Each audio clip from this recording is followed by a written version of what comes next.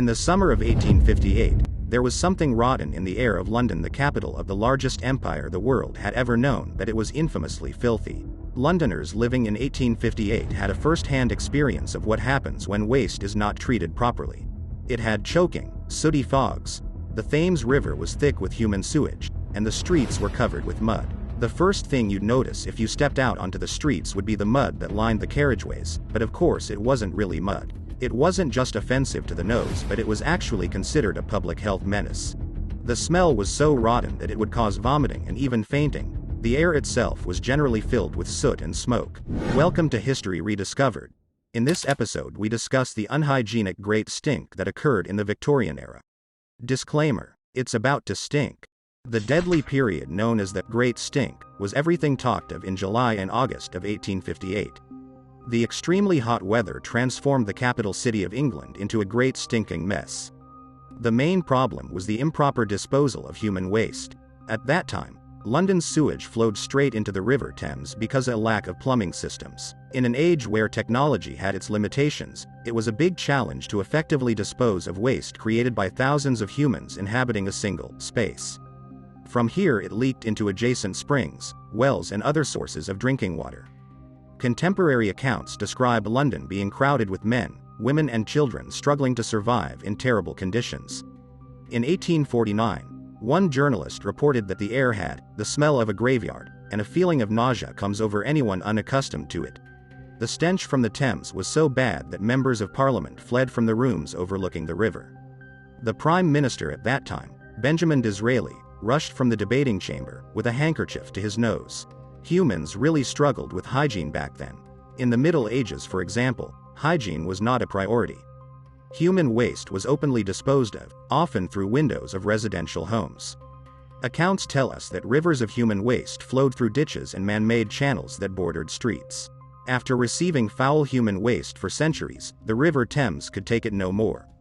In fact, it was not a river anymore. It was an oozing, diabolical, unbelievable flow of hellish fluids. In the summer of 1858, the heat literally boiled up all that filth, and the Londoners became aware of the problem that they helped create in the first place. It came to the point that one simply could not pass beside the river without feeling ill.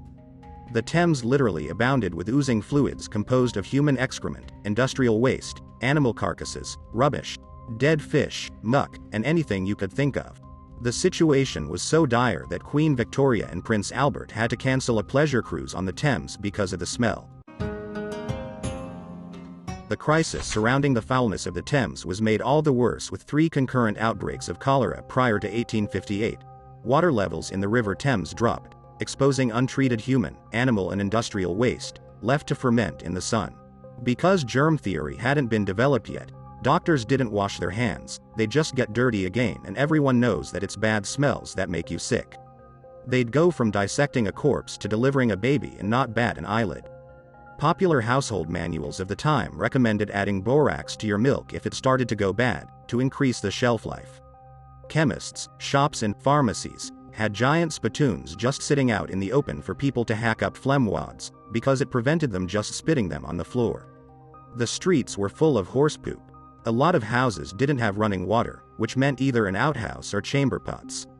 They'd use the chamber pots at night, then set them under the bed until morning, when some unlucky maid would have the responsibility of taking them all downstairs and emptying and cleaning them. There were no regulations on the production of food, so food often had decidedly non-food gunk in it. One ice cream sample tested in London contained, among other things, dog hair and lice. Everyone burnt coal to keep warm, so there were massive clouds of smog and smoke everywhere, which led to more coughing up and phlegm and spitting it on the ground. Kitchen waste would be saved all week, including food, and then someone would pick through it to see if there was anything fit for resale. And, of course, no refrigeration meant that meat would often just be left hanging out at butcher shops, usually out on the street with the flies so the public would see it and be tempted. If a dog grabbed and dragged down a piece of meat, the butcher would just shoo away the dog, pick up the meat, wipe it off, and hang it again for sale. During these outbreaks, impoverished people living close to the river were in serious need of help. They actually wrote directly to the Times newspapers, pleading for a solution. "We live in muck and filth. We ain't got no prevez. no dust bins, no water supplies, and no drain or sewer in the whole place. If the cholera comes, Lord help us. Victorians believed in the theory that cholera spreads through the air via bad weather and foul smells.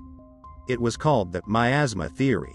It had been accepted since ancient times in Europe, India, and China, and was firmly believed by 19th century luminaries such as Florence Nightingale.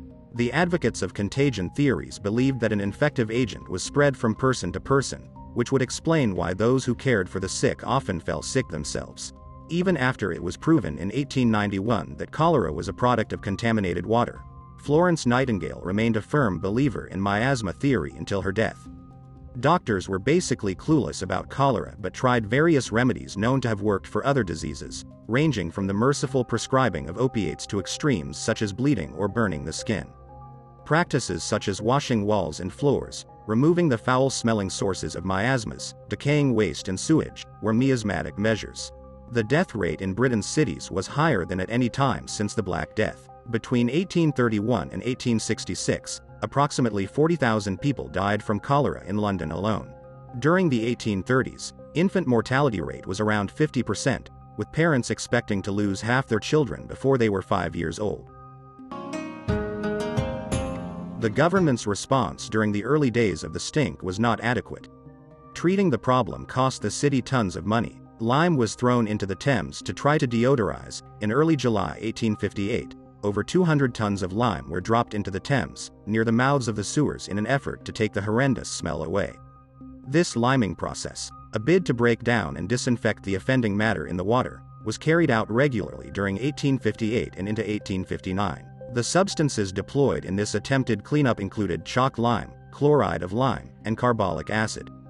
The city resorted to dumping 1,500 pounds, in today's USD, that's over $100,000, worth of chloride of lime into the river to cover, not treat, the stench. This measure was reported to cost £180 a day, equivalent to about £10,000 in today's money. Chloride of lime is itself poisonous, so it only ended up adding to the river's toxicity. Residents had died in outbreaks related to contaminated water. It wasn't until the Great Stink of 1858 that Parliament chose to address the problem. Parliament passed a bill to construct an entirely new sewer system that would rectify the Thames condition and prevent it from getting that bad again. Parliament laid the task of redesigning London's sewer system in the hands of Joseph Bazalgette, an English civil engineer. Bazalgette effectively saved the city with his new sewer system and completed what some consider one of the greatest government works of all time.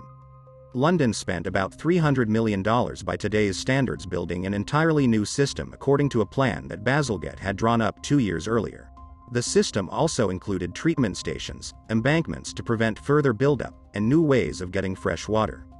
As a result, deaths due to poor water quality plummeted and the Thames recovered to a healthy state. Bazalgette's system was so efficient that it's still in use today.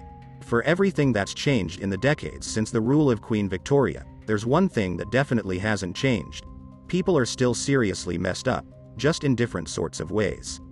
By the time Victoria took the throne, the world probably felt it had graduated from the Dark Ages and the Middle Ages to become all civilized and modern and whatnot, but, in reality, not at all. The Victorian era was seriously nuts.